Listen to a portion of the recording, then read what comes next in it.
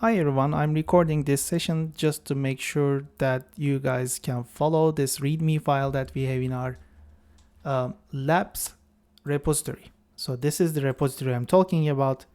It's COMP0088/labs, okay? The person that edited this most recently is Chiara Di Becce. She's one of our teaching assistants. You can see her here. And if you scroll down, you'll find lots of description to set up your environment. I will try to go over this in my operating system, but bear in mind, I'm using Linux operating system. You might be using Windows, you might be using some Mac OS or some other platform. So this is applicable to the Linux case at the very least. If I move this browser to left like this, and then I start another terminal on the right hand side like this. First, I need to install Git and Python 3 in my operating system. All I need to do is sudo up install Git Python 3. Okay, I don't need this one. Okay. And then if I press enter, it asks for my password, which I have entered. My operating system is in another language, so that's why the prompts are different. Maybe not understandable to you, but this Git and Python 3, it says it's already installed, so I don't need to install anything. So it's already exists in my operating system. So next bit I want to do is to install this Visual Studio. If I click here, I am given two options for my operating system. One of them is DEB and one of them is RPM. I can click this DEB and it will install this DEB by downloading it. This is the third time looks like I'm downloading it. But let's go back to our labs description README file. We don't need to look into this page all the time. So what I need to do is, like, since this is already downloaded, as you can see from my browser, there are 3 copies of it so far. I can do sudo dpkgi, and then I can say the downloads directory. In your case, whatever that directory is, it can be downloads or it can be your root directory, your home directory, whatever directory you use in your operating system. So in my case, it goes like this, and then I type code, then DEB. As you can see, I have written everything to reach to this DEB file that I've just downloaded. I click here, it does something. It starts to load, extract, and install all these things required for my Visual Studio setup. So let's wait and see.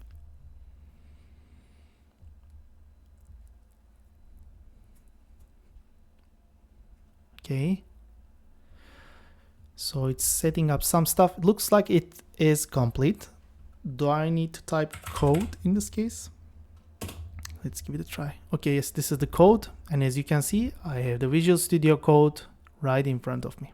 Okay, guys. It says I need to also clone this directory, right? I like this feature in this GitHub. You don't, in the past, you were like just, highlighting this, clicking right click on it and then just trying to install it. You don't need this anymore. You can just scroll your mouse like this and then just click and copy it, right? So let's go back to our terminal.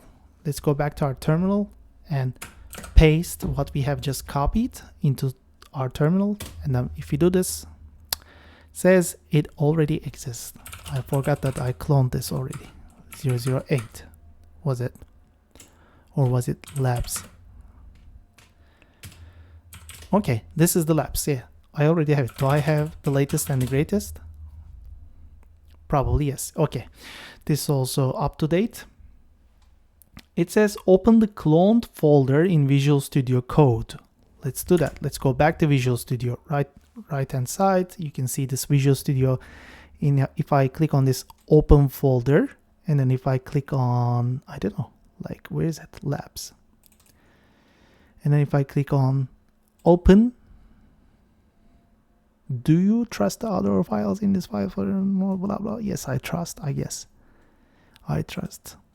Yep. Okay. create and activate a virtual environment. Let's also do this. Let's go back to R. But before doing this, it says also open a new terminal in Visual Studio Code. Open a new terminal in new terminal. Right, there you go. I'm in this terminal. I say I'm already in labs in my case, so I don't need to type cd labs. As you can see here, it says labs. So, but I need to do this, I believe.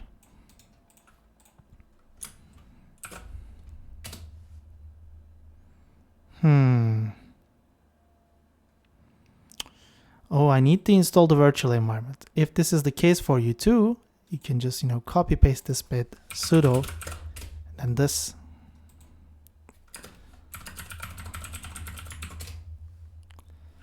And then yes, let's wait for a while. It installs. Okay, it's already there. Let's copy this one more time, paste it to here, and then click enter, hit the enter button, and then yeah, so we have this. Also looks like this is doing something. Next bit is we need to choose what we are going to do according to our operating system. My case resembles this one, so I can just copy paste this one, paste it here, so it's active. I have this virtual environment and it's up and running. So next bit I want to do is I want to make sure that I have upgraded the PIP. This is some sort of package distributions mechanism for Python. You can copy paste this thing here. I believe in my case I need Python 3, but let's first try as is and let's see what happens. Oh yeah, it works. This is good. For the virtual environment, this works. Okay. If you get the error Python 3, the term Python 3 is not recognized, name, blah, blah, script file or playable program, check the spelling name. Okay. If you're in, I don't think this applies to my case, but next bit is install Python package requirements. I can do this, pip installed. I can click here. I can install the requirements. Okay, this is also installed. Okay, it's being installed. It takes a while. Yeah, maybe I can drink a little bit of coffee. Yeah. Okay, this is, oh, Torch. It's installing Torch. This is going to take a while. I hope you have some good internet, because looks like this would be a challenge for some cases. It's around like 776 megabytes of data.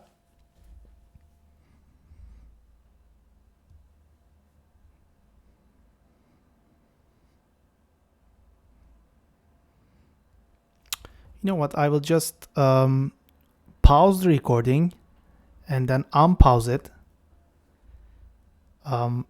when this is done.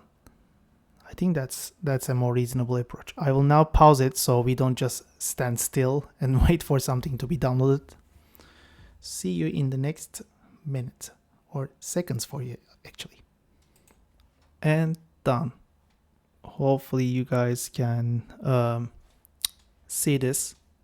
It's already completed. Let's see, what's our next move? In case packages are missing, you can just run. I don't think the packages are missing in my case, but I will just do this anyways, just to be on the safe side. Oh yeah, the package name, of course. What was I thinking? Looks like everything is installed as expected. So you don't type pip install underscore package underscore, you'll be like pip, let's say you're missing numpy, you say pip install numpy, okay, something like that. On the bottom left of let's read this part. On the bottom left of VS Code window, you should see a select interpreter button. Select interpreter button. Let's see, where is this select interpreter button? Maybe if I make this, a little bit larger, things will appear. Once again, I want to read this one more time. On the bottom left, I'm here, okay. Select interpreter button. Huh.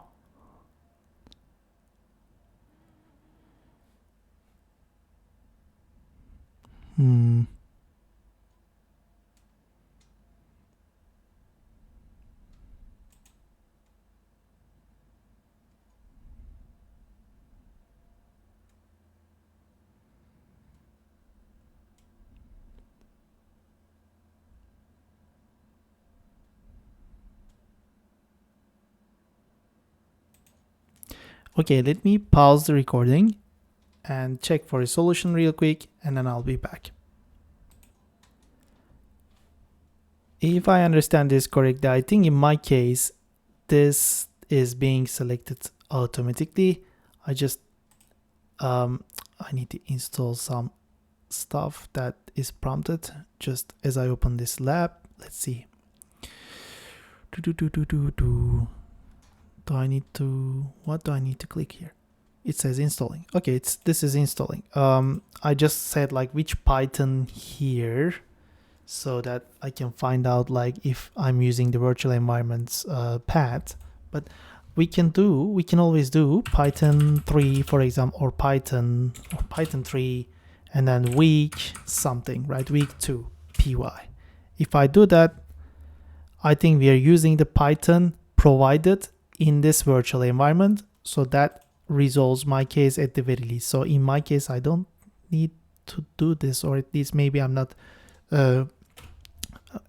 maybe I'm doing something completely wrong. We can also ask to Kiara about this stuff, but as is right now, I think it's at least running this thing. So of course, in your lab sessions, you go through this, you fill the code, with your answers, with your solutions. As you can see, there are these commands like to do, implement this, and then you do this, you run this Python 3 week 3. The reason I didn't choose any select interpreter or anything like that is because when I type which Python here, it just says the Python that is being installed in this virtual environment, so it should be fine in my case, I guess. I believe this concludes this recording. I hope this is easy to follow, and I hope this was useful. Thank you.